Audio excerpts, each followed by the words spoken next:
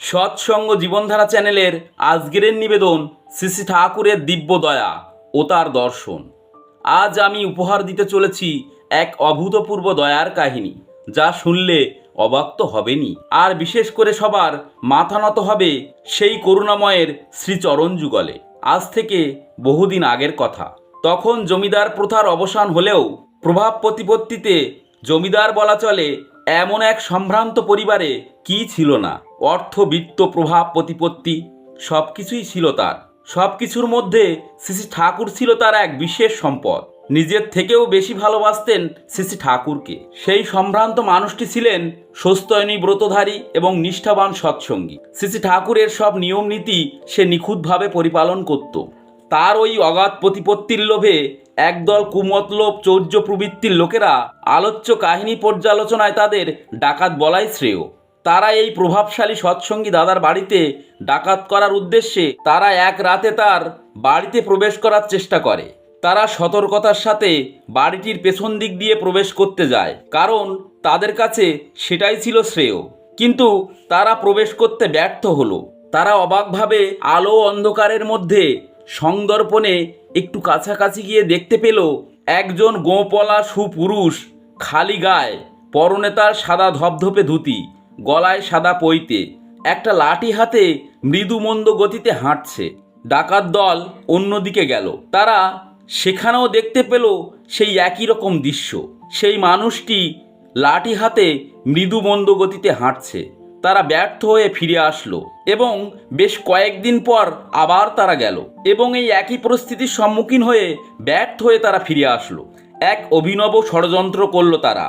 তারা সবাই মিলে এই সিদ্ধান্ত নিল, প্রভাবশালী সৎসঙ্গ গুরুভাইয়ের বাড়িতে অনেক পাহারাদার আছে। তারা যদি একজন পাহারাদারের কাজের সুবাদে তাদের বাড়িতে যায়, তাহলেই তারা তাদের পরিকল্পনা অবশ্যই হাসিল করতে পারবে। তাই এই ডাকাত দলের সর্দার যে সেই গুরুভাই দাদার বাড়িতে যায়। গেটের দারোয়ান তখন তাকে বসার ঘরে বসতে বলেন। ডাকাত সর্দার সে অবাক নয়নে দেখল দেয়ালে টানানো সেদিনের দেখা সেই দারোয়ানের ছবি। কিছুই সে বুঝতে পারল না। দেয়ালে দারোয়ানের ছবি, কি তার মানে? এরপর ওই প্রভাবশালী সৎসঙ্গী দাদাটি এলেন। সে বলল, বাবু, আপনার বাড়িতে তো অনেক পাহারাদার থাকে, দয়া করে যদি আমার একটা কাজ দেন তাহলে আমার খুব উপকার হয়। তখন সহাস্য বদনে ওই গুরুভাই দাদাটি বললেন, কি বলছো তুমি? আমাদের বাড়িতে তো কোনো পাহারাদার নেই। গেটে একজন দারোয়ান থাকে, সে তোমাকে এই ঘরে এনে বসালো। তখন ডাকাত সর্দার বললেন, আপনি আমাকে মিথ্যে কথা বলছেন বাবু। আপনার বাড়িতে রাত্রে অনেক পাহারাদার পাহারা দেয়, আমি তা দেখেছি। তিনি শান্ত ও অতি বিনয়ের সঙ্গে বলতে থাকেন, দেখো ভাই, আমার বাড়িতে একটি দারোয়ান ছাড়া আর কোনো পাহারাদার থাকে না, যারা আমার বাড়ি রাত্রে পাহারা দেয়। তখন ওই ডাকাত সর্দার শ্রী শ্রী ঠাকুরের প্রতিকৃতির দিকে আঙুল নির্দেশ করে বললেন, এই তো আপনাদের দারোয়ানের একখানা ছবি, আর আপনি বলছেন কোনো পাহারাদার নেই। একথা শুনে গুরুভাই দাদাটি অবাক বিস্ময় নয়নে ওই ডাকাত সর্দারকে বললেন, তুমি দেখেছো তাকে?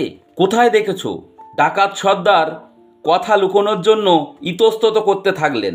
তখন ওই সৎসঙ্গী দাদাটি ওই ডাকাত সর্দারের হাতে পায়ে পড়তে লাগলেন আর বলতে লাগলেন, আমি তোমাকে সব দেব, তুমি দয়া করে বলো কোথায় তাকে তুমি দেখেছো, তুমি আমায় বলো। তার আকুতিতে বাধ্য হয়ে ডাকাত সর্দার অকপটে সব স্বীকার করলেন।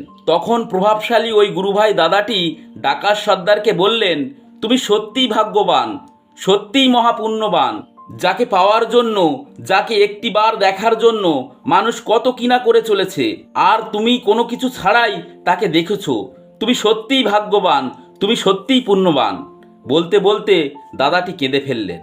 পরবর্তীতে ওই ডাকাত সর্দার সহ তার দলবল শ্রী শ্রী ঠাকুরের দীক্ষা গ্রহণ করে খারাপ প্রবৃত্তিকে পরিত্যাগ করে ভালো মানুষ হয়ে ওঠেন। সবাই ভালো থাকবেন, সবাই সুস্থ থাকবেন। সৎসঙ্গ জীবনধারা চ্যানেলের পক্ষ থেকে সবাইকে জানাই আন্তরিক জয়গুরু। বন্দে পুরুষোত্তম।